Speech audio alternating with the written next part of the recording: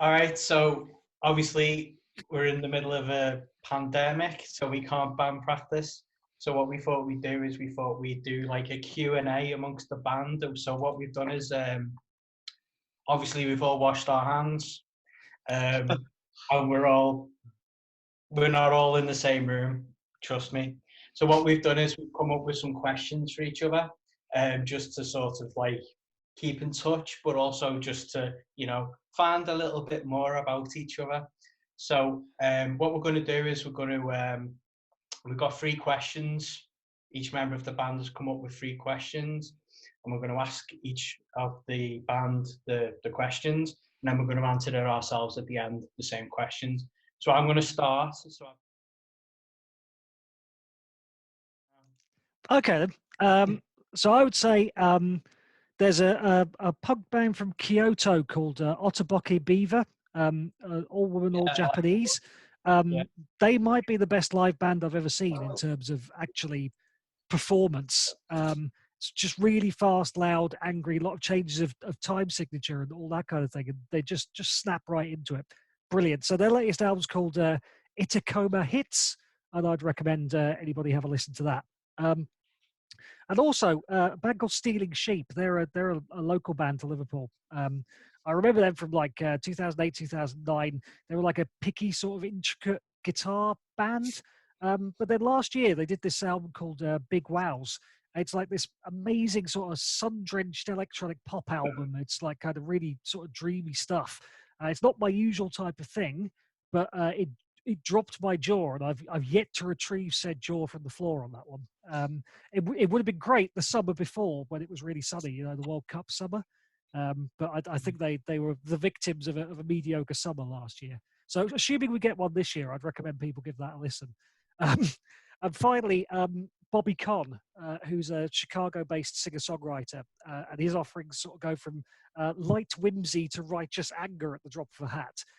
Usually with sort of a political or societal edge to it. He's best known for a single from 1996 called Never Get Ahead, and also doing like a George W. Bush protest album called The Homeland in 2004.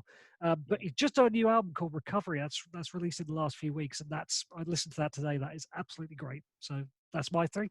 I saw Bobby Conn. Really?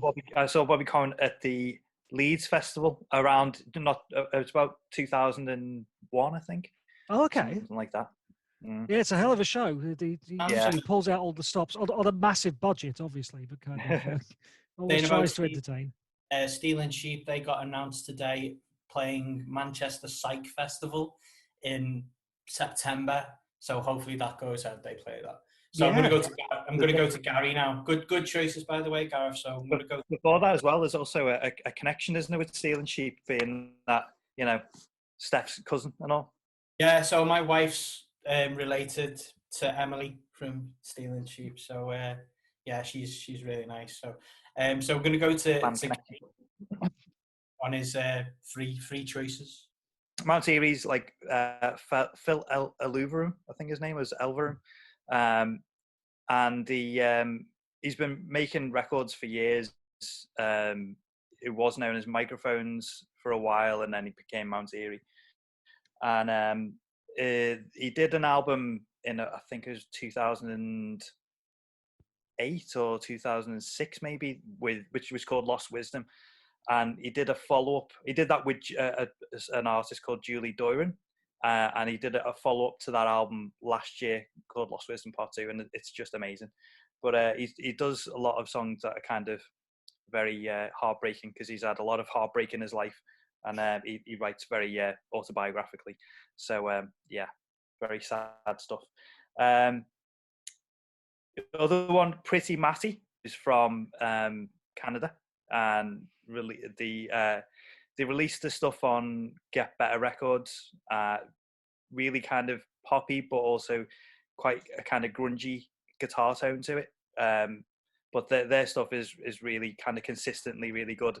And their album from, again, I think it was last year, is like, it's pretty faultless all the way through. And Soul Glow.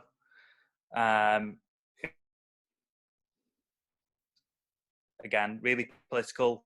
They've got most song titles are just numbers. Yeah, so Soul Glow, yeah, political hardcore, kind of noisy bits, hip hop bits. But yeah, definitely recommend those. I've got 2 albums. Well, one album, like full length album they released, and then they kind of put together 2 kind of shorter albums together to make one album a couple of years ago as well. Yeah, I really like Sorgo. They're good. Andy?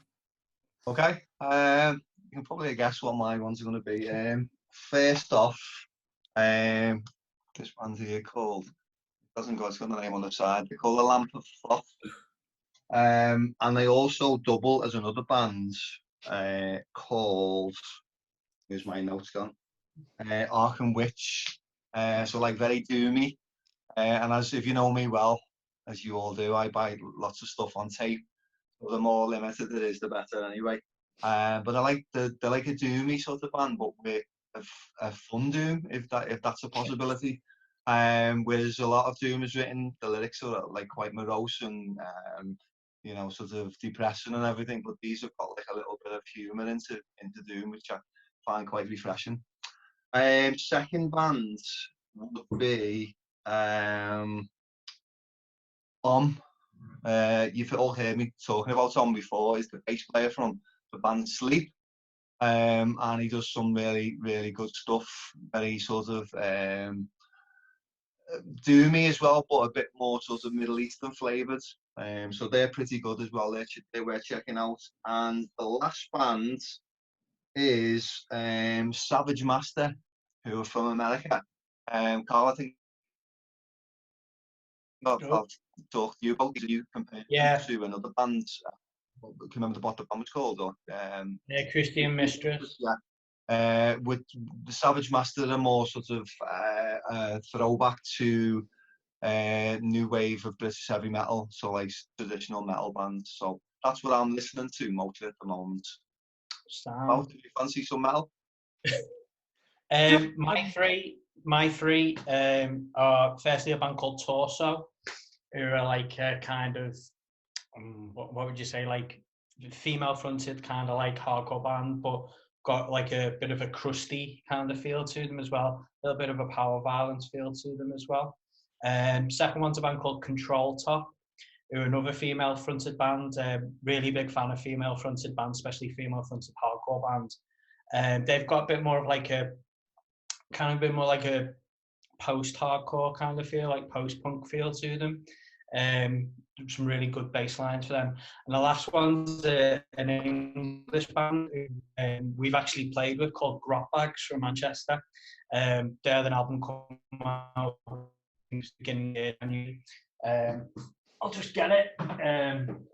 So that's it there. It's really good, just like fun kind of pop punk, kind of like really catchy. So they're my three sort of picks.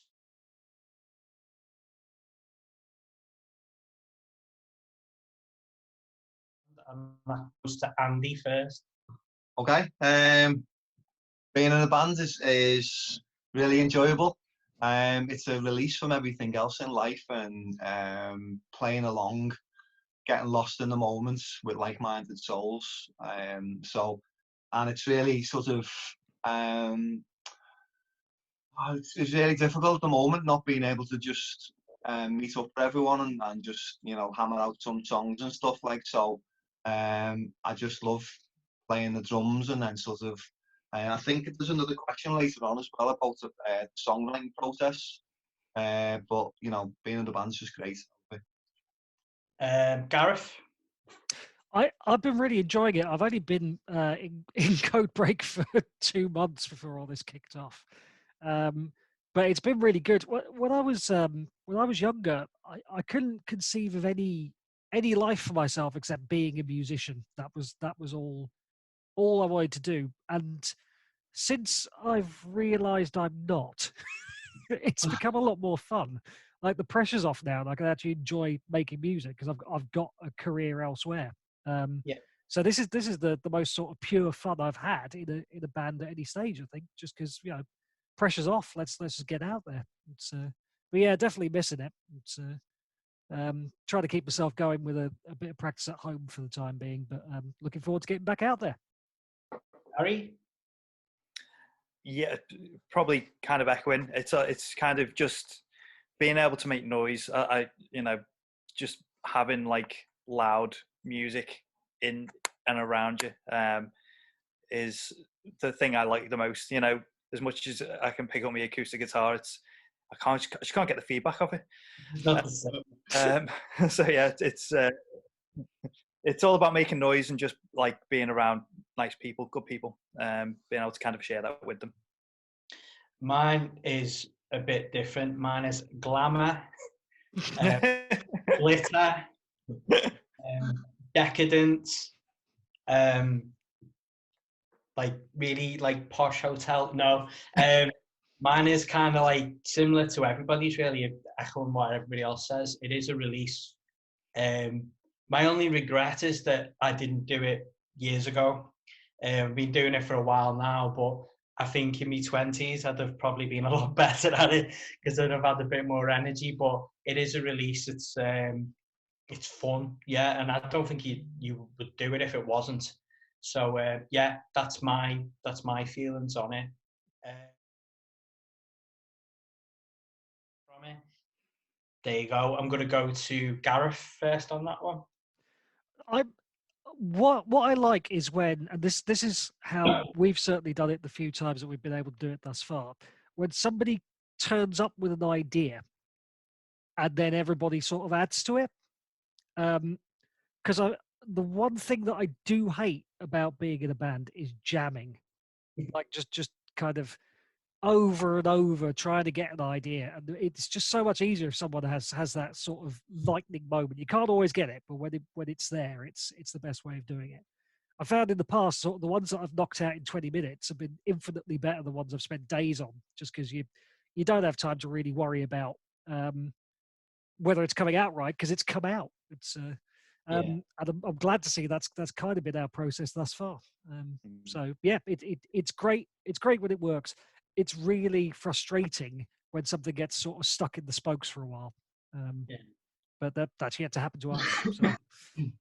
I don't know. It might have happened to you guys before, but oh yeah, oh yeah, happened before. Yeah. Is that to me? Yeah. Go ahead, mate. Yeah.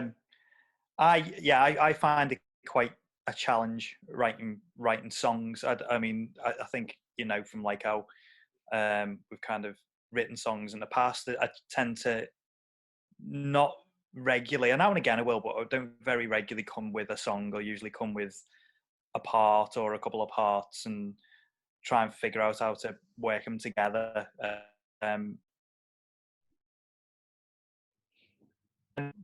Quite difficult to try and make. You're okay.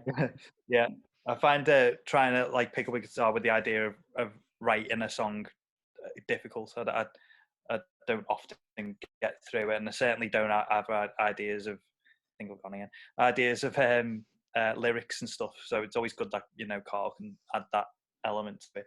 But I think I really like the way that songs do evolve when we're in the room together. I like the fact that you can come up with a completely different idea to what you originally thought it would be.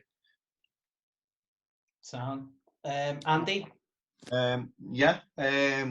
As as usual. I mean, not putting any pressure on Gary, but Gary comes up with the riffs, and then normally when I hear a riff, I can sort of, after a couple of listens to it, I can hear the beating in my head most of the time.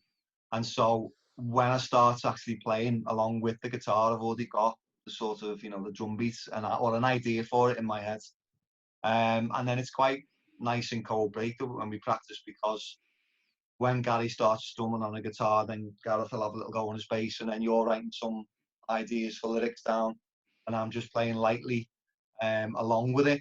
And then sort of at some point, it's normally quite quick, I think.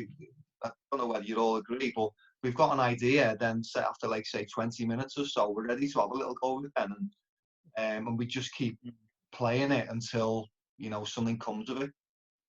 But it's an enjoyable experience.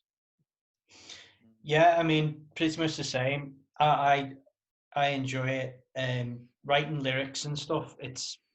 I kind of write lyrics all the time, and a lot of the time it's just kind of fitting them in to the structure of the song, or sometimes it's even just the feel of the song.